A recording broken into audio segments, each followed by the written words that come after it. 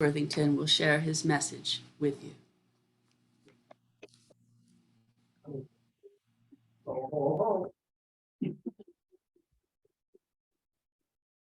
Here comes Santa. There's a reason for this, and you'll know. We're going to talk today about the myth of Santa. Well, we'll talk a little more about myth as well and how it applies to us, but we'll start with the myth of Santa. You remember, you could probably say it with me. 'Twas the night before Christmas, when all through the house not a creature was stirring, not even a mouse. The stockings were hung by the chimney with care, and hope that St. Nicholas soon will be there. We'll stop it there. But you remember that story, and especially you have memories of when you were a child, and Santa was just the most exciting thing because what you really wanted might be there after Santa left those presents. Well, it's interesting that Santa and another myth of my youth kind of coincide a lot. That is the myth of God. The myth of God, because I think that maybe the God that I grew up with, I know now, is a bit of a myth. But we're going to talk about myth and how valuable that is. But just think of those two parallels. Think of Santa with the white beard sitting on a cloud, and of course his nice red suit. No, that's God. God is sitting on the cloud. Santa's the North Pole. And at the North Pole, everything is absolutely perfect. Just like on the other side, heaven is that place of perfection, which, if we're good, we may go when we die.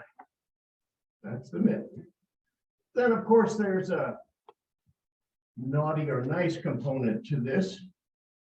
Santa wants to know, have you been naughty or have you been nice?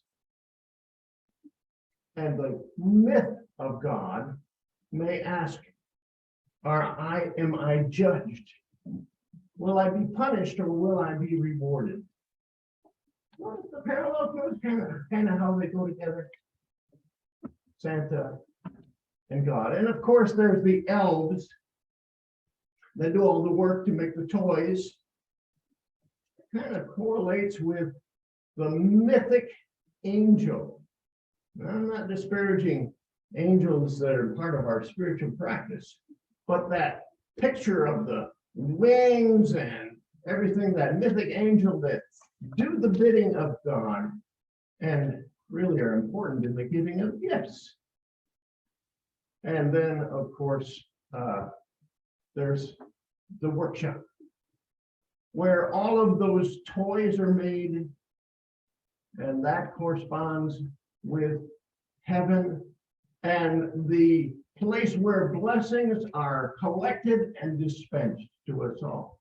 So we have myths that we're going to talk about today. I'm going to talk about the myth of Santa. Myth has several meanings. If you go to the dictionary, you're going to find something that's like a superhero who can do things that are more than human, helping us understand the mysterious. That's one look at myth. But it also may be a widely held false idea. So when we were kids, 4, 5, 6, we believed in Santa and that Santa myth. When we got to a certain age, that was called into question. And it was a question of whether that was a true idea or a false idea. Now, I don't want to spoil anything for those of us who are younger here, so I'm not going to go any further than that. But there's also one other approach to myth, and I like it, and it was said very clearly in the words of Joseph Campbell, if anybody remembers him, who spoke about myths exhaustively. He was mythology was something that he was really an expert at. And he said that myths are clues to our spiritual potential as human beings. Myths are clues to our spiritual potential as human beings. I like to think that this is the one where I want to be. I want to get the clues to spiritual potential. I don't want the false ideas. I don't even want the explaining mysteries by some superhero figuring it out for me. I want the clues to spiritual potential. So that brings us to look at some of the truths that we hold. And I'm just going to share the truths that are there for me. The first truth, most basic for me, is that we are one. And when I say we, I don't just mean you and me. I don't mean me and God or all that is the divine, whatever terminology you may use. I mean that all that is created is part of a oneness. The beautiful thing is that science, once we got into quantum physics, begins to tell us from a scientific point of view that it is so. We are one. We are not separate. There is always connection, and what we do impacts what everybody else experiences as well. Bless you. Thank you. Santa gets to say that. So there's also the question of what is this world or this universe, this creation like? What I've come to believe is that it is totally good. I call it omnibeneficent, big word, but everything is good. It doesn't always appear to be good, but it is good, and it works together for our good. This is one of the truths that I want to be pointed to because it's going to lead me to my spiritual potential. I really like some words that Deepak Chopra, you're probably familiar with him. Deepak Chopra wrote in The 7 Spiritual Laws of Success. And here's what he says. When we realize that our true self is one of pure potentiality, we align with the power that manifests everything in the universe. True self. Do you know your true self? Are you coming to know your true self? Critical. If you would be who you truly are, if you would be authentic, and if you would experience the manifestation into your life of all that you desire, what your heart's desires are. That prosperity that we're talking about in the biggest terms. So when we think of the true self, all of us sometimes put a false self out there. We play act a little bit, like maybe we play act to be Santa, or we play act a number of other roles in the world to be accepted by someone else, to get their approval, to get back some of what we want, approval. But that true self is not. So we sometimes are not truthful with ourselves. We look at ourselves and we say, oh, I don't deserve that. I've been terrible. And we don't see our true self. Because our true self is in line with that all good that I was talking about. The errors that we make or the missteps that we make are pointed in the end for the good that is ours to claim. The sooner we claim it, the better. Finally, when we look at truth and our true selves, I think a very common sense idea goes along with it. And it's that we're all growing up.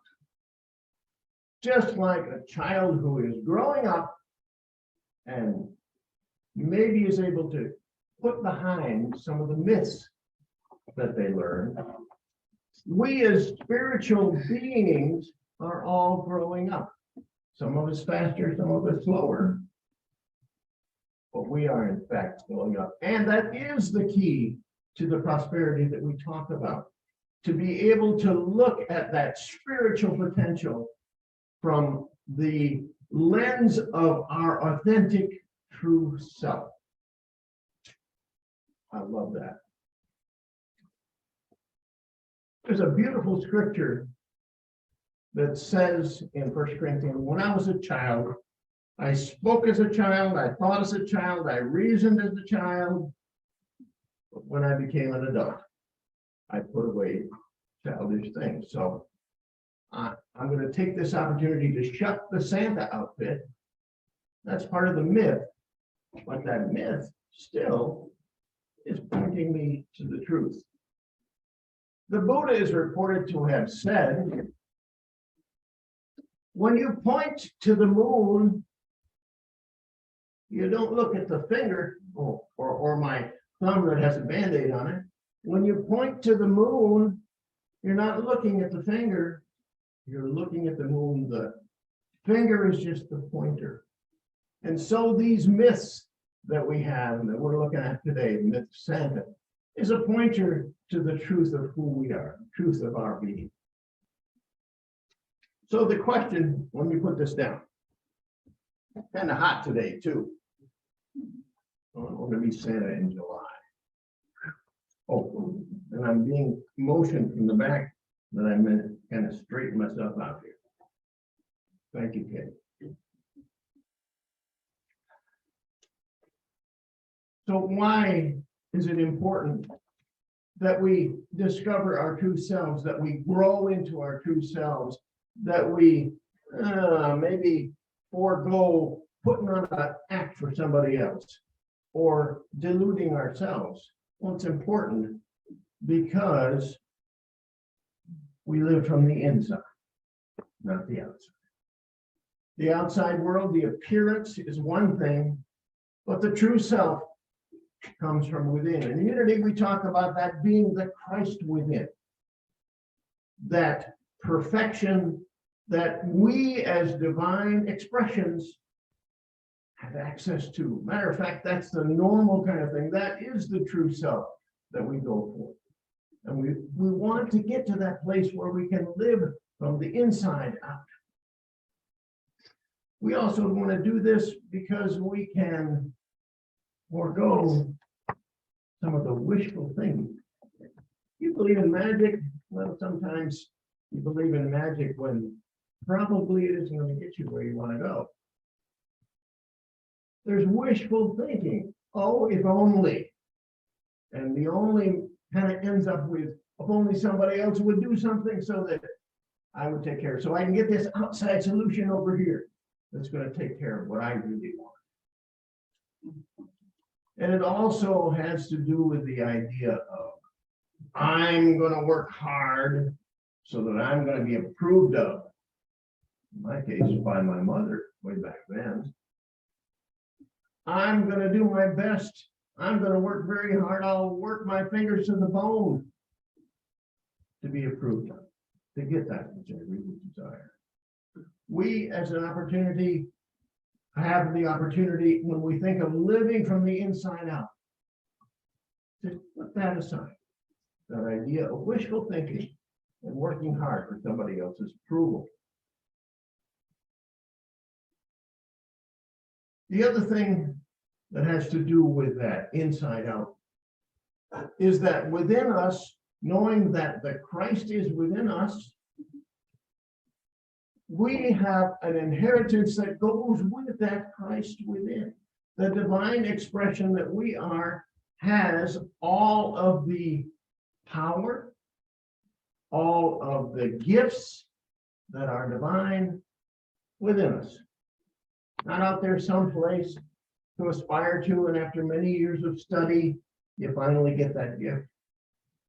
But it is within each and every one of us, that Christ within, ready to be expressed in the world. So all of those powers that we talk about in unity, the power of wisdom, the power of love, the power of understanding, power of faith, and all of the many more, those divine powers that we kind of think are out there, or at least that's where I learned them. They're out there, they're up with God, up in heaven on the cloud. No, they're available, they're an inheritance for us, but we go wanting because we don't claim them. So when we begin to live from the inside out, the divine lives through us. We become that person that we want to be, that true self. And we experience all of the blessings that we thought were maybe just a magical illusion that we might have them. That's why we want to go and take this path, to take these myths to point to the true potential that we have. Now down to the question, how do you do that? Well, it takes a little rethinking to do that. It takes a bit of a different perspective, because we're into the pattern of our own thinking, and we just keep trying again and again, and we get, of course, the same result. But when we're able to change perspective, when we're able to see from a different point of view, when we're able to see with the divine eyes that are even within us, then things change. A couple of things. This one, very common sense. Grow up. Are you looking for that myth? Are you hoping for the magic to descend on you? Grow up. Grow up. Speaking the truth in love, we grow up. You know what it means. It means you just kind of have to let go of that old perspective. You have to release it so you can grow up in terms of your spiritual maturity. Buddhist thinking tells us that compassion and wisdom coupled create maturity, spiritual maturity. And I'm sure for you, there are certain ways that you can know that if you would exercise those things, you would be able to experience that spiritual maturity. So shut the Santa myth, shut the God myth that doesn't speak of the divine as within you, ready to express into the world. Put that off like I put off the Santa suit. Then believe in what the myth points to. The myth points to the divine being within. How do you believe something when you don't believe it to start with? Well, a belief is simply a thought that you've thought over and over and over again. If it resonates with you, if you're hearing me, if you can say, yes, this is what I want, make that thought predominant in your life. Write it on a sticky note and put it on your refrigerator or your mirror. Say it again and again as an affirmation. There's an interesting principle in Unity's 5 principles. Principle number 2. And one simple way of expressing it, as the book, The 5 Principles by Ellen Davenport says, is, I am God. That seems kind of presumptuous, but it is not. Oneness that we are, connected with the divine, inseparable, means that that godness that we think of as outside of ourselves is within us. And I am that. We are. That's a perspective to change. I think the best way to change that is to experience it. You experience it in community. You experience it in silence. You experience it in prayer and contemplation. If you want to be spiritually mature, don't forget that spiritual practice, the practice of community, the practice of meditation, prayer, is indispensable. And then finally, be the prosperity that you desire.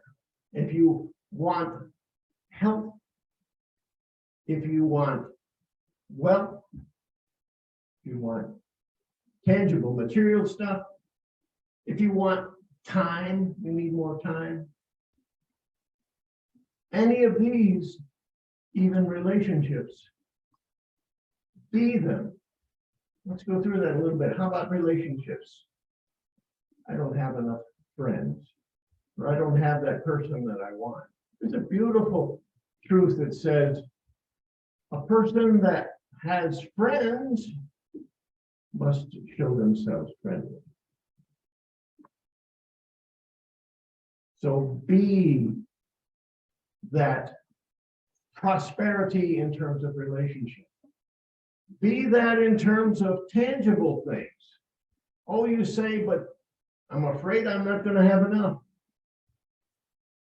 Well, the law of giving and receiving, one of those universal laws that I believe to be so true, says that as you give, so you receive.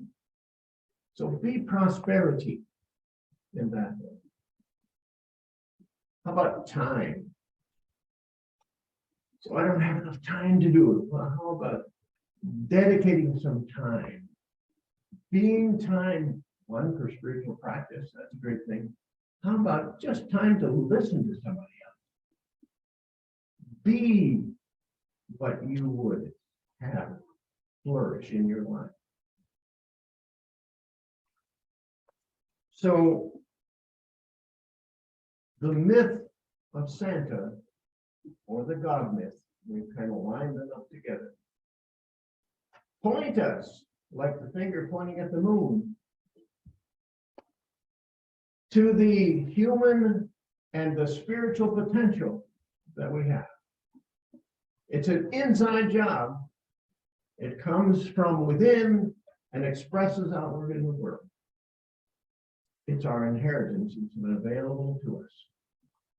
So I say, be the Santa you were waiting for. Be the Santa you were waiting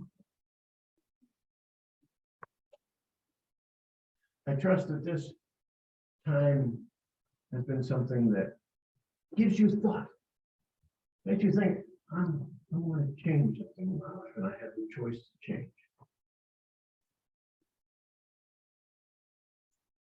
That's all I've got. I'll just say, and so it is.